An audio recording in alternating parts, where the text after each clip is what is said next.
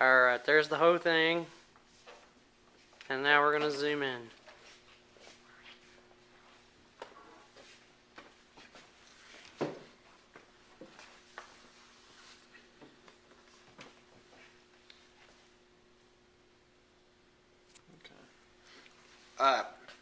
One of the primary things you have to know on the whole spinal cord model are the different plexuses of the spinal cord.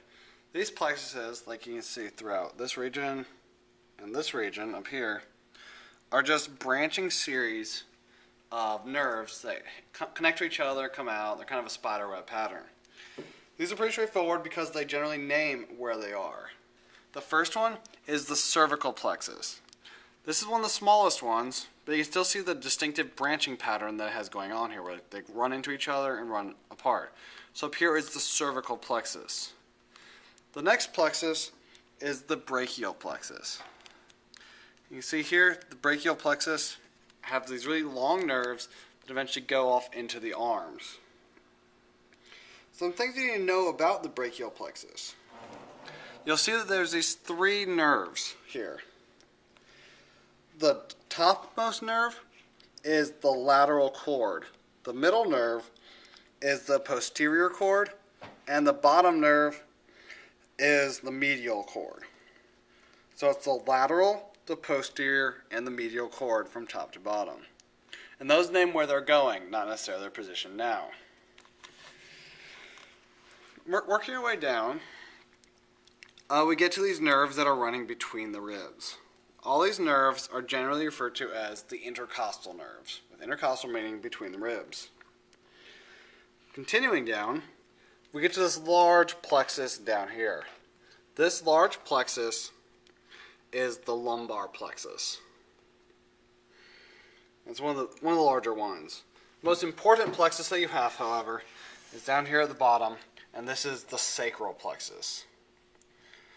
You can see it's very large nerves in this area.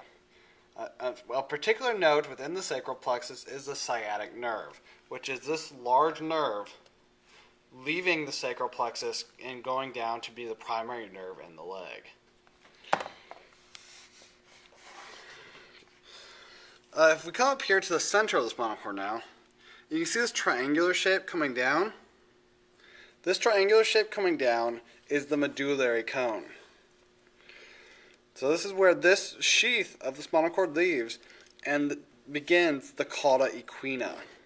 So all of these hair-like structures, all these hair-like nerves down here are the cauda equina. So the medullary cone, cauda equina. Alright, next we're going to get right to the side. You see these pink structures running up the ribs. These pink structures are the paravertebral ganglion. And then you can see these yellow nerves connecting the intercostal nerves to the paravertebral ganglion. These yellow structures connecting them are the communicating rami, and they are present on every single paravertebral ganglion. Finally, up here at the top again, we get this really large paravertebral ganglion. We have this one and then this one right here. Those two are called the cervical ganglion, and they're the largest ganglion of the body and the two most important. And that's it for the spinal cord model.